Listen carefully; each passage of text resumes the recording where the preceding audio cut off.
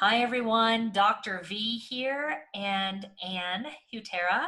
Welcome to Tribe Talk. We're super excited to have you back with us today. And we have a very special guest, Dr. Michael Murray. And super excited to have you here with us, Dr. Michael. My pleasure. Yeah, and Dr. Murray, we are so excited to have him here. You might have heard of him before. He's written a lot of books, and today we're going to talk about his latest book that is coming out now for you to pick up. Now, Dr. Murray is one of the leading authorities on natural medicine. He's published 35 books, like I mentioned, with over 6 million copies sold on different health-related topics. And for the past 30 years, Dr. Murray's been compiling a massive database of original scientific studies from the medical literature. He's personally collected over 50,000 articles from the scientific literature, which provides strong evidence on the effectiveness of diet, vitamins, minerals, glandular extracts, herbs, and other natural measures in the maintenance of health and the treatment of disease. Now, it's from this constantly expanding database that Dr. Murray provides the answers on health and healing at his website, drmurray.com. So again, Dr. Murray, thanks for being here. You've obviously done tons of research over the years, and so you have so much to share with people and with our listeners. Tell us about your latest book and what that's all about. Okay, well, it's hot off the press. It's called The Longevity Matrix.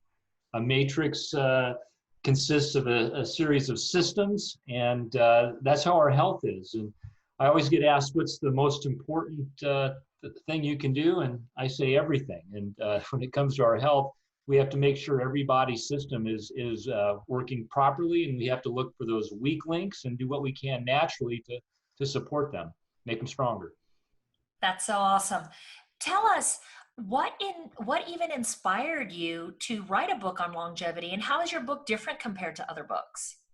Yeah, so like most of your listeners probably, I'm very interested in living a longer and healthier life. And when I started to look at what's out there, they really focused on some anti-aging strategies that are good, but I don't think they really address the key issues of what is leading to a shorter lifespan. And so what I try to do in the book is really guide people through a process to live better now and to live stronger, and the outcome will be living longer. And I try to get them off their drug approach, the biochemical band-aid, and try to address underlying issues. And we do this through a series of questionnaires throughout the book, and we go from system to system. Because we are only as strong as our weakest link. And I start the book off kind of in an interesting way. I try to help people find purpose and gratitude in their lives. And this is really important for longevity, because if people don't have a powerful why, then they're not going to be that inspired to live a longer and healthier life. And when I started looking at how most people are in their lives right now, there's a lot of people out there that are struggling. They're not thriving. And if you're in pain, if you're not living a passionate life, and you're depressed, or life seems to be a struggle and you have low energy, the idea of living longer just isn't that appealing. On the flip side, if you have a great deal of awe in your life, if you have a lot of gratitude, passion, inspiration, love, joy, boy, you want to be around here longer, and you want to have more of that. And so that's what I try to do in the first chapter, is really kind of set the stage as to what our real goals are. Our real goal, yeah, we want to live longer, but boy, if we can make our lives better right now, I think that's the secret. Yeah, I love that you mentioned specifically purpose and gratitude, because in the work that we do with our clients, we have that body, mind, and spirit approach with our clients. And that is often an area that people overlook. They don't realize that having a purpose, showing gratitude, being thankful, managing your stress, doing all of those things are so important in our physical health as well. Absolutely. And it makes life more worth living, I think. I believe that there is a purpose to life, and I believe that each of us has a mission. And finding that mission and creating a vehicle in your life that makes a difference in the lives of others is really an important key as well. And I know you two, you're living that, right? I mean, there's a lot of joy I can tell in these podcasts. Because you're sharing things that you hear and they resonate with you, and you want to share that with your audience because it can change their lives. Yeah, we absolutely get super passionate about it. I mean, it's hard not to when you've been down that road and you have become ill. And yes, it does accelerate the aging process, and you're just lucky enough to have symptoms of that. You don't have a purpose, or you don't want to keep going because it's like, is this all I have to look forward to? I was there once in my life. I lost my memory. I had fallen like really right into a state of dementia in my 30s. And Wow. My physical health was horrible. I couldn't remember my son's name. I had 3 sports medicine practices. I lost everything I had, and nobody had an answer for me. And I remember being at that cross point in the decision of, if this is what I have to live for, I don't want this anymore. I'm ready to go. And I made that decision to end my life. And it was, very interesting how things happened that, there were some stark signs that couldn't have been any, more like slap in the face, like, hey, I'm here. There's a purpose for you. And I'm going to give you the answers that you need.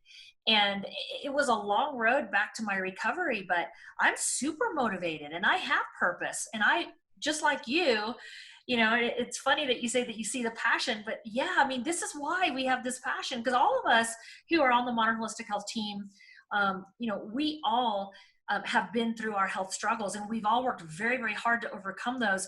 And, I turn 50 next year, and I want to slow the aging process down. I want to be that centurion who is still hiking up the mountains and doing those, 14ers over here in Colorado. Like, I want to be that person. I want to be chasing my great grandkids around. So I'm super excited to read your book. And I'm really curious if you maybe would share a couple of little secrets that you talk about in your book. Like, what are some of the anti-aging biohacks that you're going to be getting into in your book?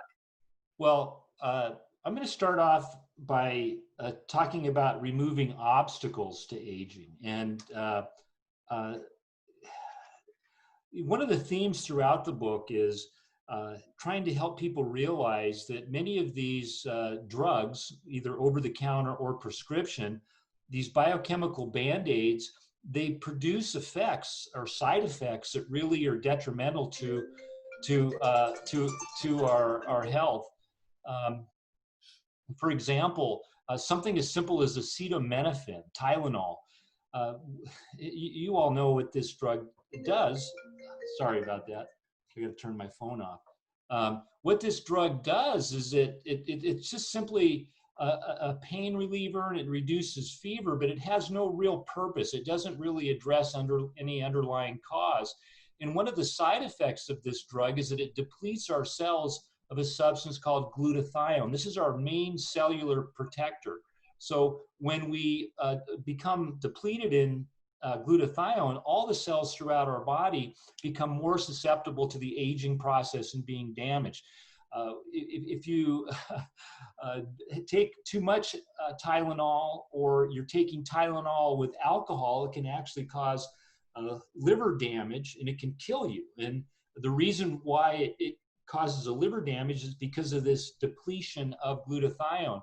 Acetaminophen is used by 50 million people in the US on a weekly basis. And this drug is linked to Alzheimer's disease. It's linked to male infertility. It's linked to increased risk for asthma and autism in children.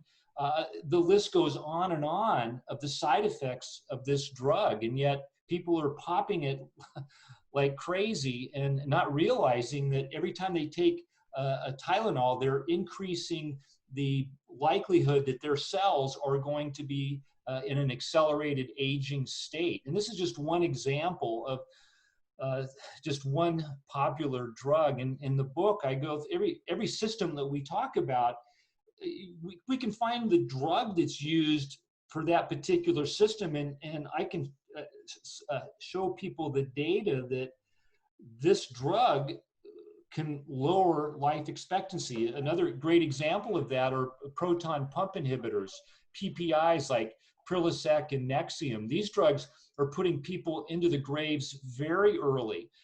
These drugs are known as proton pump inhibitors, and this is very important for the manufacture of hydrochloric acid or stomach acid. So taking a proton pump inhibitor can block acid production, but that's something our body needs to digest food. And when we are blocking that natural process, it's a domino effect, and we have all sorts of side effects. We don't ionize our minerals properly. It leads to alterations in our gut microbiome that increases gut infections. These drugs are associated with osteoporosis, increased risk of not only gut infections, but also pneumonia, including COVID-19. These drugs are also associated with early heart disease and many forms of cancer. So no surprise that when they look at the impact of regular use of these drugs, that it has a really detrimental effect on mortality.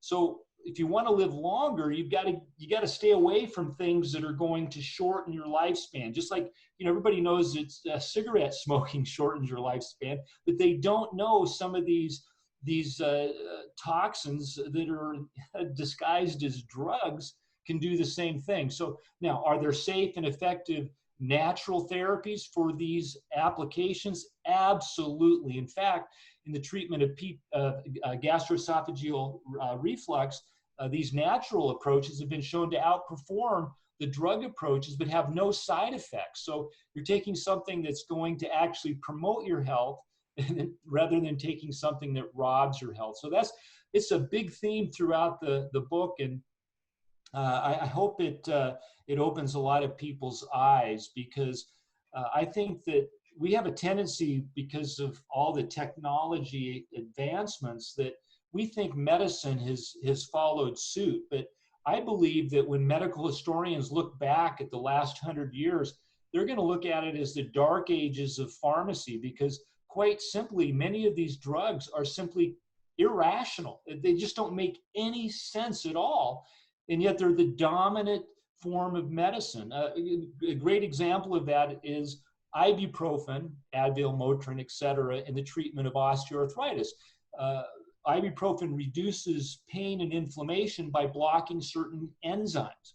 It turns out that the drugs also block enzymes that build cartilage. So you reduce pain and inflammation, but you're actually impairing your body's ability to repair joints and build cartilage. And so as a result, you're actually suppressing symptoms, but actually promoting the progression of the disease process.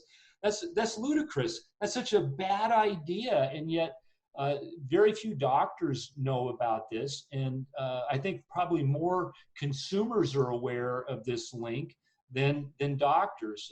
Otherwise, these doctors wouldn't be prescribing a dead-end therapy. Using non-steroidal anti-inflammatory drugs in osteoarthritis is a dead end. It's not going to produce the long-term benefits that people need. And that's probably one reason why we have 400,000 joint replacements each year in the United States, because people are taking these non-steroidals and it's eroding their joints. So they have to get them replaced. I don't want to have a joint replacement. I have a sister, she's had 2 hips and a knee done. She's only a year older than me, and I don't want to, I love her. I'm not criticizing her, but if she would have taken better care of her joints, she would not have needed to have those artificial replacements. Correct. Go ahead.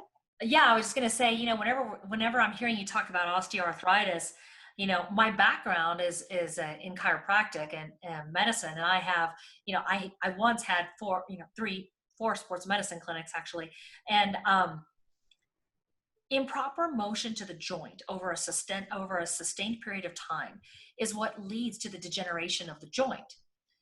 The joints have to have proper motion or they're going to have uneven wear and tear. So when you're talking about something like osteoarthritis, then let's look at, how is the joint moving or not moving?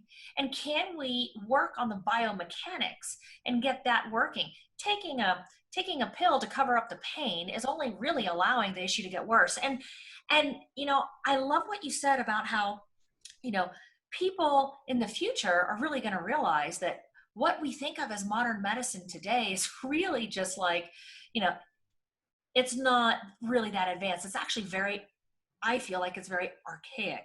And but I feel like it's not just in the future that people are going to realize that.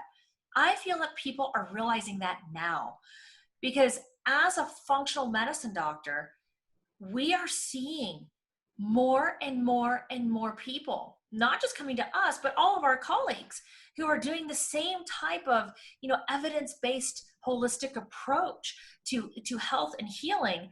People are coming to us saying, I've already gone down that route. I've been on 5 medicines. I got off 2 of them on my own. Will you please help me get off the rest? Because I'm a mess. I'm worse than I was 5 years ago when I started on these meds. And so people are realizing it.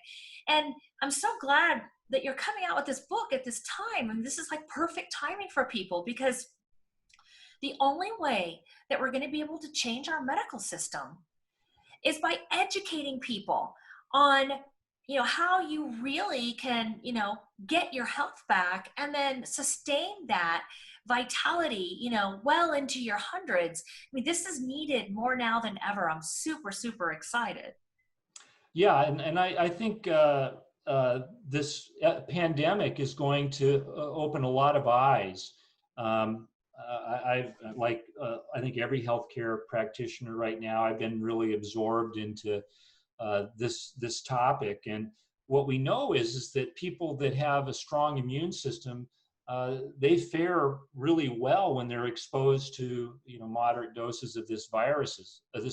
Now, obviously, even if you're healthy, if you're exposed to a really high load of this virus, like we see in healthcare workers, it can override the immune system. But what we're learning is that the strength of a person's immune system is the critical determinant of whether they're going to have any symptoms at all, or whether they're going to have severe symptoms, or whether they're going to die. And they keep talking about these comorbidities, obesity, diabetes, high blood pressure, chronic obstructive pulmonary disease. These are conditions that don't happen overnight. They're largely the result of diet and lifestyle. So the way to prevent them is to not throw biochemical band-aids out them. And if you are going to need some help, it's better to utilize natural therapies. And there are great natural therapies for all of those comorbidities. So what we're seeing is that maybe the route of conventional medicine is really contributing to this pandemic, because it's wiping out the people that have chosen to go down that path and not taken charge and control of their own destiny. Well, the allopathic route of prescribing drugs for just about everything has led to the 3rd leading cause of death in the United States. Prescription drugs are the 3rd leading cause of death. For those of you who are listening, I mean, that's huge. If you want to be concerned about anything, be concerned about that, because the medicines, they can save your life, but they're not designed for long-term use. They're not fixing an underlying problem. They're giving you like a life vest to keep you afloat. What you need to do while you're afloat is figure out what the root cause of the problem is and address that. Right, Dr. Murray? Absolutely. And, as it relates to this pandemic, I mentioned that proton pump inhibitors are now associated with an increased risk. ACE inhibitor drugs, blood pressure lowering drugs of a certain class, are linked to this virus as well. And so too are acetaminophen and ibuprofen. And people start showing symptoms, and they're recommended these drugs that are actually throwing fuel onto the fire. There's a reason why we have a fever, but with the acetaminophen in COVID-19, I mentioned glutathione earlier. All of those comorbidities are associated with lower glutathione status, and taking acetaminophen when you're in that state, you're just going to invite that virus to spread like crazy. And when they start sifting through all the medical records and using artificial intelligence, they're going to see some really interesting correlations. But we already know that the level of glutathione is a big determinant whether a person has symptoms, whether they get severely ill, or whether they die from COVID-19. And so we should be staying away from anything that's going to deplete glutathione, and we should be working to raise glutathione. And I think that's a really good strategy to help people prevent, and if they do succumb to COVID-19, have a better path to recovery. You know, Dr. Murray, I was one of those who, on my health journey, I was taking 4 to 6 ibuprofen 3 days a week. And I did that for more than a decade, probably about 12 years. And that was through my 20s and early 30s. Before I had my diagnosis, I'm a celiac. I thought you were in your 20s. Well, thank you. No, I'm in my 40s. But so I was one who was doing that, who was taking that because I had such severe joint pain. I felt like I was 90 years old. And while taking that every day would help a little bit with the pain, it constantly came back. And so, you know, going through the process of my own diagnosis and turning my health around and really gaining my wellness and optimizing my health, we talk about immune system, and I really had to do so much work on my immune system to get that back where it needed to be. And that's what we talk about with our clients, is how do they support their immune system. And I think we've seen a lot of people during this pandemic really kind of wake up a little bit and say, wait a minute, what am I doing every day? I'm tearing down my immune system. I really need to start working on my health. In all the research that you've done on longevity, what would you recommend the top 2 to 3 things that people can start doing right now while they're starting to really focus on their health? What should they be doing first? Well, it's easy to jump to all these anti-aging strategies, but I'll tell you the things that if you look at, I'm primarily a medical researcher. I read information and I digest it and I try to put it out in a way that makes sense to people, but you need to get good sleep. You got to get good, deep sleep. And another class of drugs that's associated with early death are the benzodiazepines, the sedative hypnotic drugs, because they don't allow people to get to those deep levels of sleep. So you got to get good rest. You got to meditate. You got to put yourself in that relaxation state and let your body repair, rejuvenate, and recharge. So that's really, really key. Exercise. Here's a statistic. It's estimated that for every hour you spend exercising, you increase your life expectancy by 2 hours. That's a great trade-off. So Dr. V, you mentioned the importance of movement to joint, but it's got great effects on the brain. And when you start looking at the health benefits of exercise, it's really unsurpassed. You got to get sleep too, but so a good health promoting lifestyle is really where it starts. And we started in chapter 1, as we talked earlier, I talked about the power of purpose and the ability to express gratitude. The longest active study, it looked at all the different factors that are associated with living longer. And one of the things that they discovered was that the quality of relationships was really critical. We're social beings, and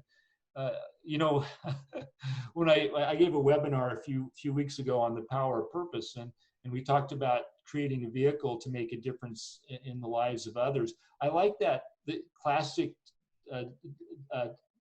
cartoon depicting the difference between heaven and hell.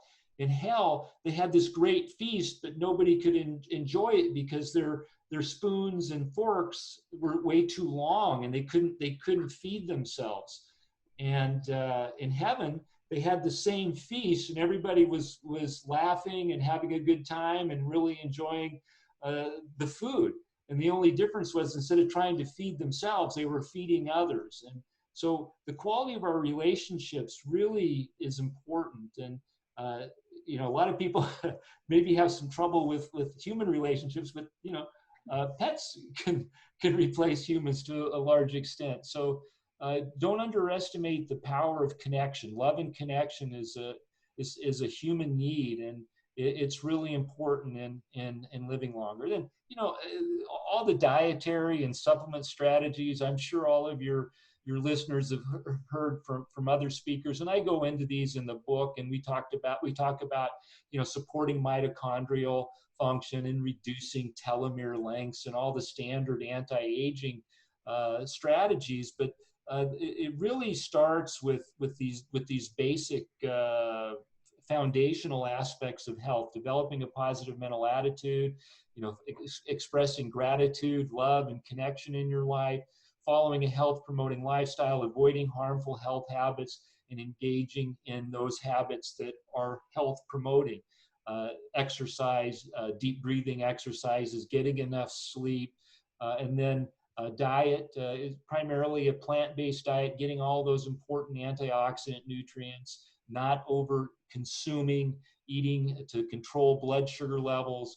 And then lastly, supplementary measures. And I include in that category not just dietary supplements, but anything that's going to support a person's health. For over 30 years now, I have had 2 to 3 body work sessions: massage, Thai massage, acupressure, a week. 2 to 3 times a week, I get body work, and I've had a chiropractic adjustment once a week pretty much for the last 30 years as well. So I really think that's an important supplementary strategy for me. So anything that's going to support our health, I include in that category. And so I get asked a lot, you know, what are 3 things, or what's the most important thing? And I think from my answer, you get the sense that I promote everything. And it's kind of like a car. You know, what's the most important part of your car? It's usually the thing that you don't have, or it's broken, you know, because your car needs everything to work in order for you to have use of it. I mean, you got to have the key, the battery's got to work. All 4 tires have to be there. You got to have gas in it, or have it fully charged, whatever. There's a lot of things that go into having a functional car, and we are much more complex than that. So I like to recommend that you do everything you can, and I'll tell you where that came from. I try to throw this in every interview or lecture that I give. We've learned so much from our patients, and I was blessed to have a patient named Dean who had a very rare genetic disorder. He was the longest survivor ever of this genetic disorder, and he went through 3 kidney transplants in his life. He didn't make it to 30, but most people with this disorder die before they reach their teens. So he lived longer, and after his 3rd kidney transplant, I was talking to him, and you know, what he was going through was really really taxing, and his commitment was unbelievable. And I asked him, I said, Dean, you know, what inspires you to you know, want to live so much? And he says, I love life. And he goes, and all I can do is all I can do. So why wouldn't I do all that I can do? And I tell you, that just, you know, when you hear truth, it gives you a kind of a tingle. The tingle and the tears that produced, because I knew he was speaking the truth. We have to do everything we can. We have to value this vessel that we're given. We have to value this life that we have. And so we have to cherish it, and we have to do what we can to honor it and nurture it. And, sometimes it doesn't hit us how important it is to do these things until our health is really challenged. I feel challenged when I have a hangnail because I don't have many health challenges. So if something's wrong with me, it's I want it gone yesterday. So. But I feel really blessed. I'm 62 and have great energy and all my faculties and no aches and pains and fantastic health. I love how you talk about in your first chapter that that you're opening with finding purpose, and I just want to dig into that for just a little bit. Our approach when we're working with our clients is truly a whole person approach. We know that if an individual has limiting belief systems, and most of the time those are subconscious, they don't even realize that they have them, right? It's generational. They've had them for generations. So they were born with a certain belief system. Yeah. And or if they've had heightened emotional experiences over their lifetime, which who hasn't, right? Or if they're not speaking and living their truth and their purpose to begin with, that people do ultimately get sick. Like, it changes your genetic expression. It changes your biochemistry. It ages you faster. Why? Because you're walking through life with the wrong set of glasses on. You're looking at things through the wrong perspective.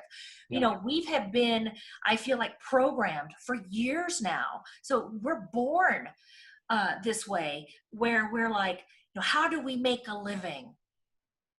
And we've forgotten how to live. Like, we don't even know the value that we have when we're born, when we chose to be born and come here. We don't even know our own value, and we don't even know our own power that we have to change our reality around us, simply by our thoughts and the gratitude that we have for what we have and being present. So I can't wait to read your book. And the first chapter sounds like it's going to be absolutely amazing. Yeah, let me make a couple of comments. One of my heroes is Dr. Martin Seligman. He is, I think, to psychology what Einstein was to physics and Pauling was to biochemistry. He was responsible for the whole development of positive psychology. And one of his major contributions was developing the learned helplessness model of depression. And through his work, when we started looking at humans, he found there was a big difference between optimists and pessimists. So he developed this questionnaire called the Attributional Style Questionnaire to help people determine whether they are a pessimist or an optimist.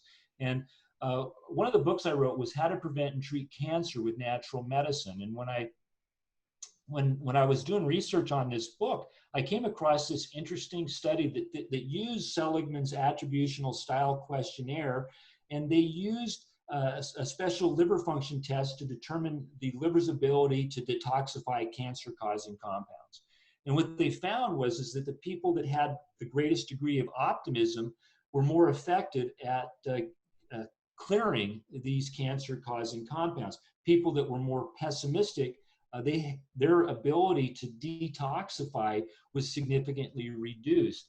And that really made an impression on me because, just as you said, our psychology influences our physiology. I also want to make another comment on, you mentioned about how we're born.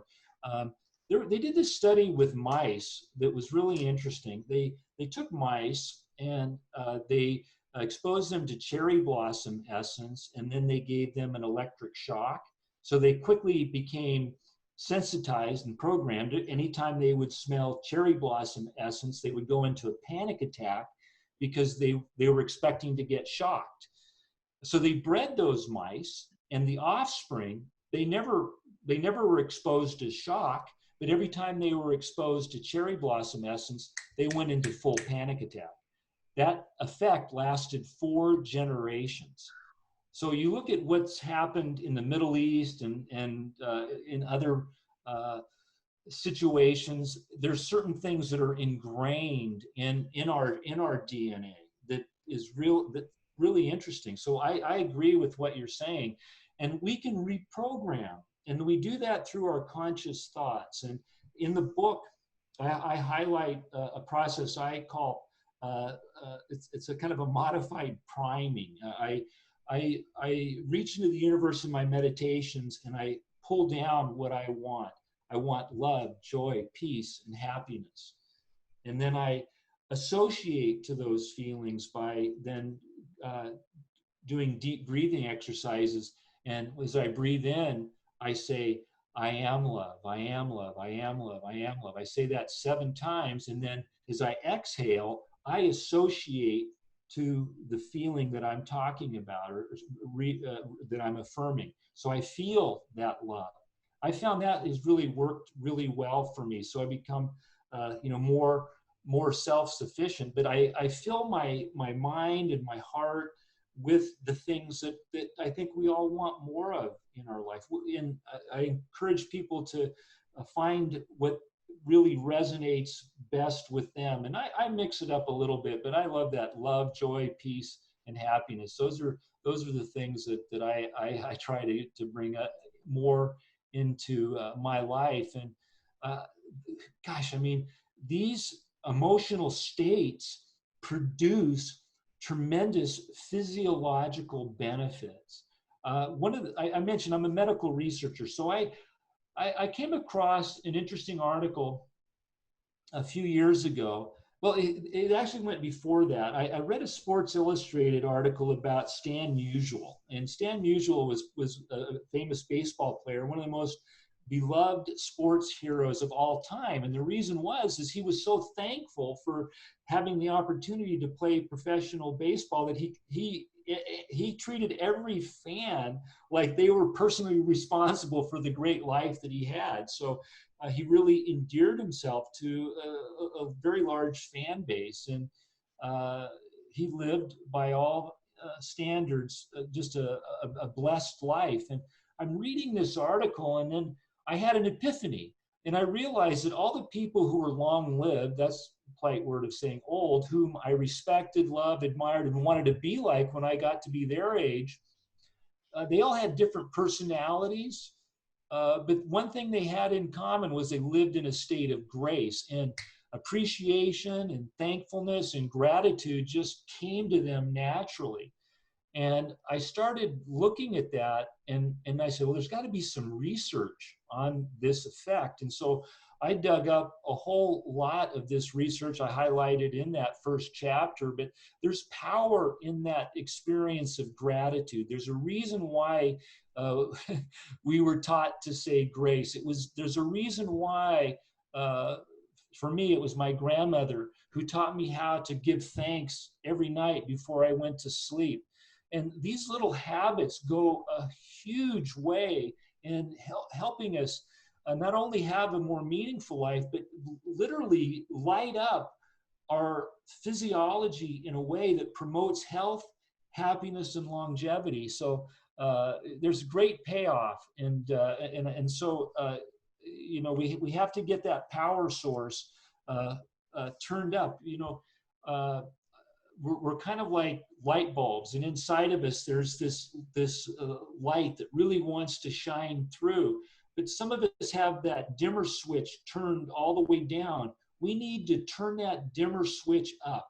So how do we do that? We do that by really trying to bring that light from within us to the exterior through showing love, gratitude, appreciation. And then we have to make sure that our physical being reflects that light as well, and make it as pure and healthy as we possibly can.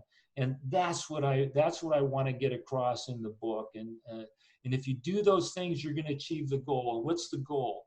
The goal is to live better now, live stronger, and then the longer life will take care of itself.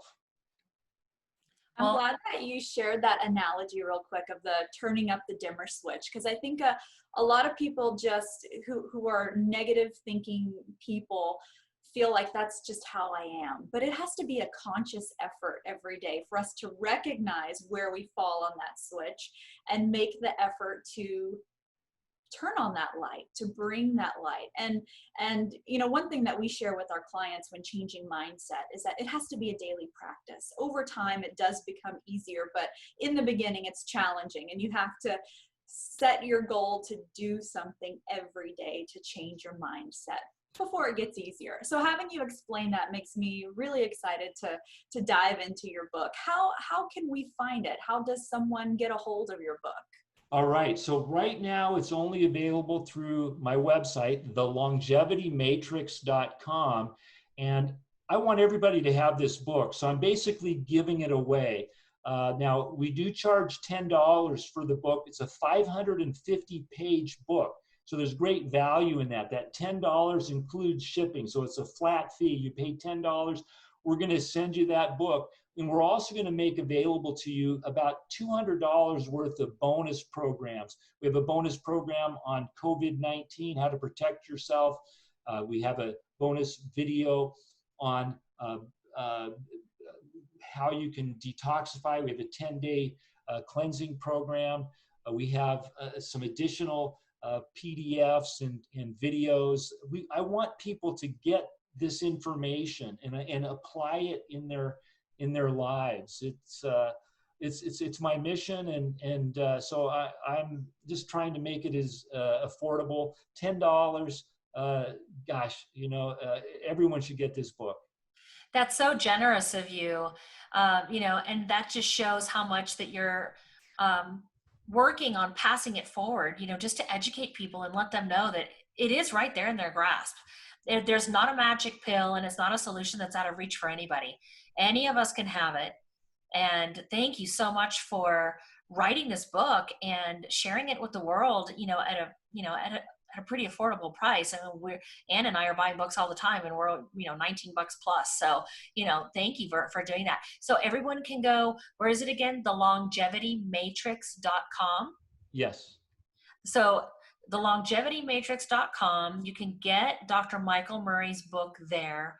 Thank you so much for the time that you spent.